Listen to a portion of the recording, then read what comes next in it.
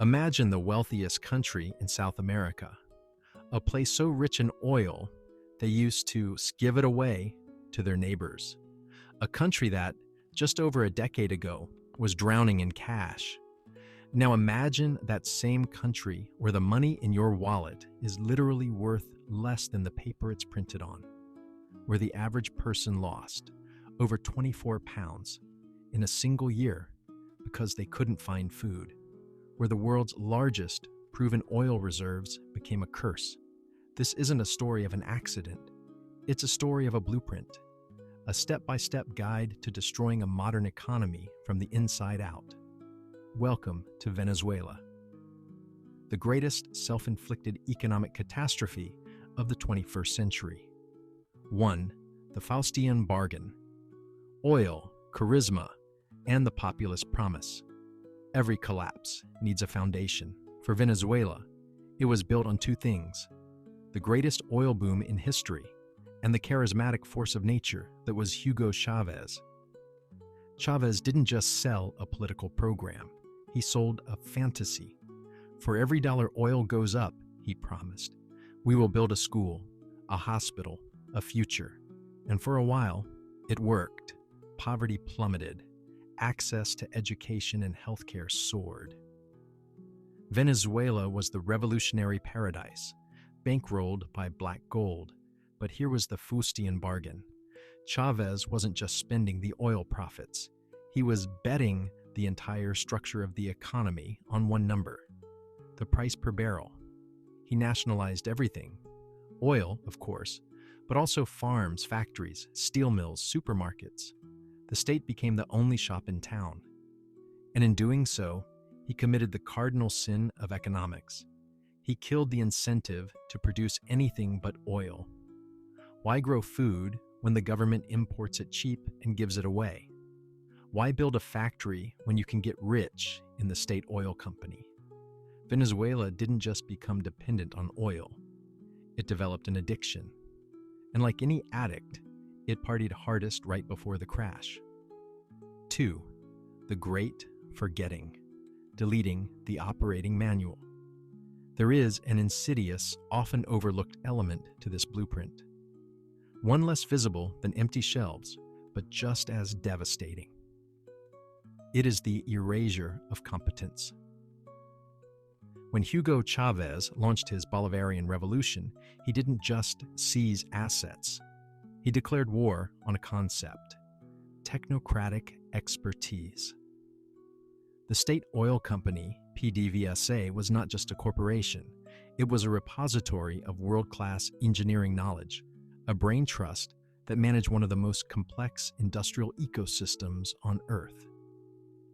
In 2002 to 2003, following a crippling strike, the regime fired 18,000 of its most experienced engineers, geologists, and managers, roughly half of its skilled workforce. They were replaced overnight with political loyalists, soldiers, and party apparatchiks.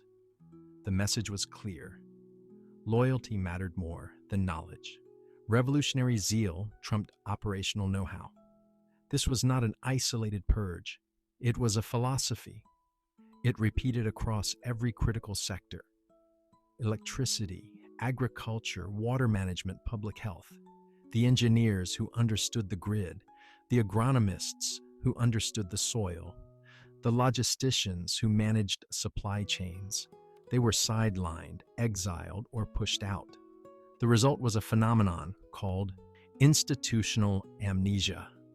A country didn't just lose its money, it forgot how to do things. The oil wells didn't stop producing simply because of future sanctions.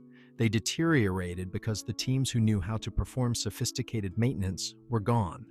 Production didn't just fall, it crashed from mismanagement. The national electrical grid failed because the systematic purges left it in the hands of administrators who lacked the expertise to run it. The hyperinflation was made infinitely worse because the Central Bank of Venezuela ceased to function as a professional institution. Its data was falsified, its economists silenced. They didn't just print money, They deleted the economic early warning system.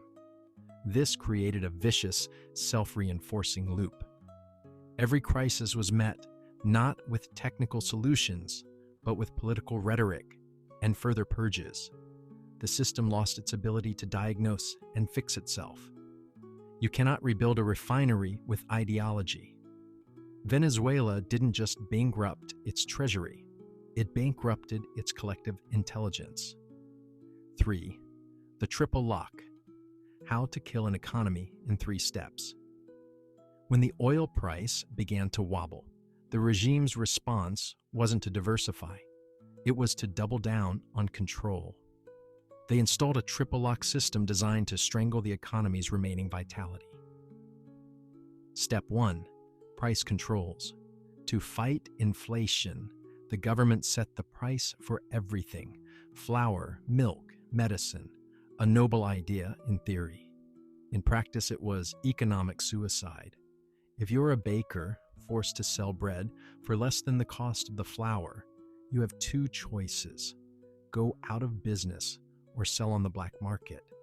The shelves emptied overnight. Step 2. The war on speculators.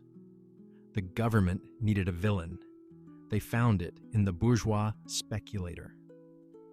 Troops raided shops and warehouses, confiscating goods to be fairly redistributed. The result? The last remaining private suppliers went underground or fled. The legal supply chain vaporized. Step 3. The printing press. With oil revenue crashing and the productive economy gutted, the government faced a simple math problem. No money. Their solution? Print it.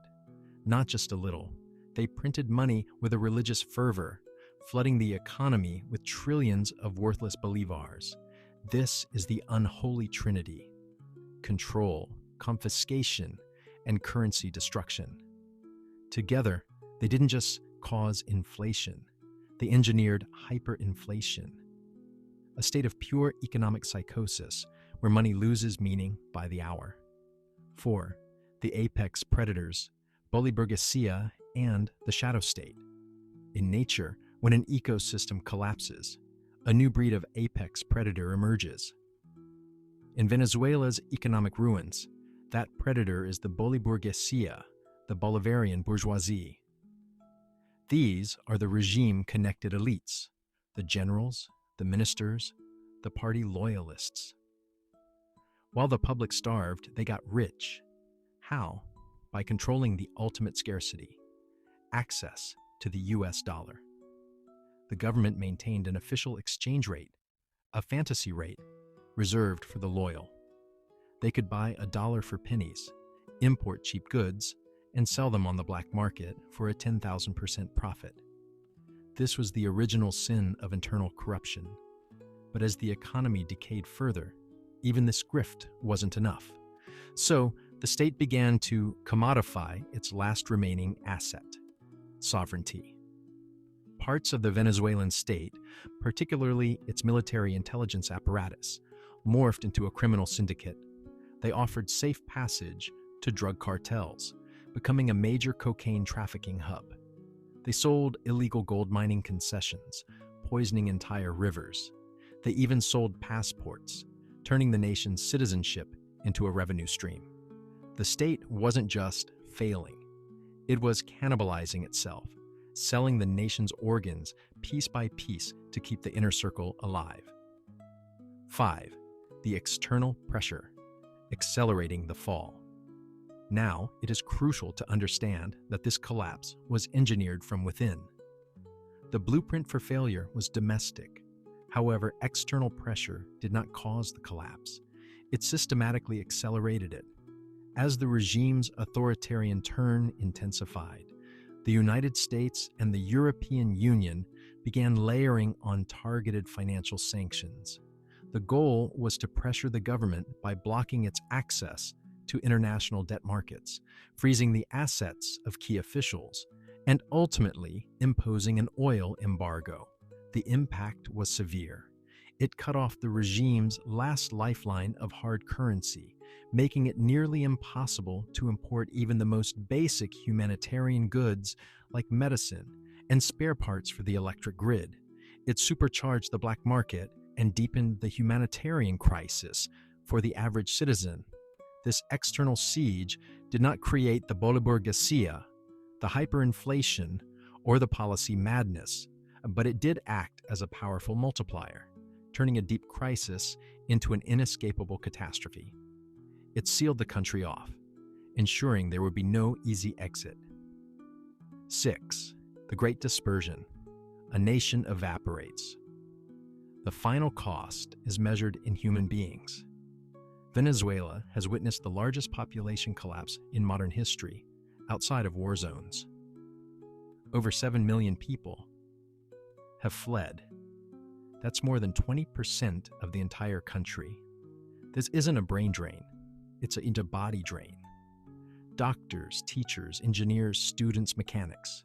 The very fabric of a functioning society has unraveled and walked away. The diaspora sends back billions in remittances, which is now the only thing keeping millions afloat. In a bitter irony, the refugees have become the nation's largest source of foreign currency. The people left behind aren't living, they're surviving. They navigate a labyrinth of absurdity.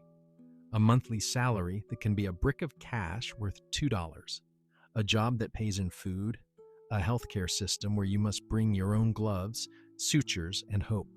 Venezuela stands as a laboratory.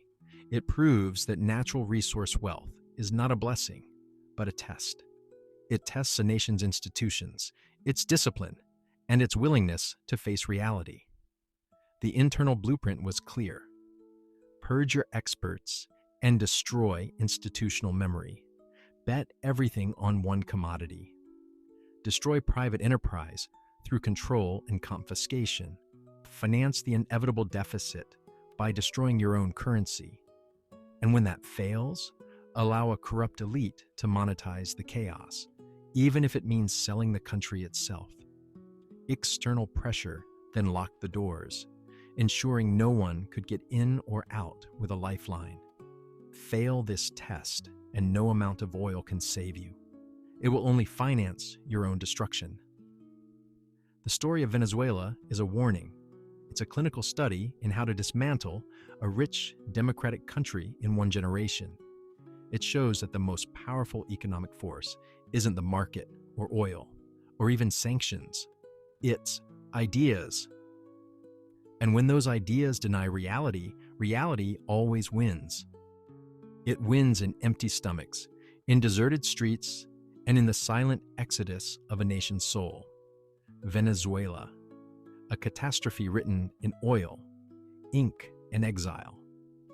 If this deep dive into the anatomy of a collapse changed your perspective, help nations uncovered by hitting that like button. It fuels our mission to uncover the real stories behind the headlines. Subscribe and hit the bell so you don't miss our next investigation. We're turning to another petrostate facing a siege, but with a nuclear arsenal: Russia. How is Putin's war economy surviving the most comprehensive sanctions in modern history? Is it resilient, or is it a house of cards? We'll trace the money, the oil, and the bullets. Thanks for watching. Stay curious. I'll see you in the next one.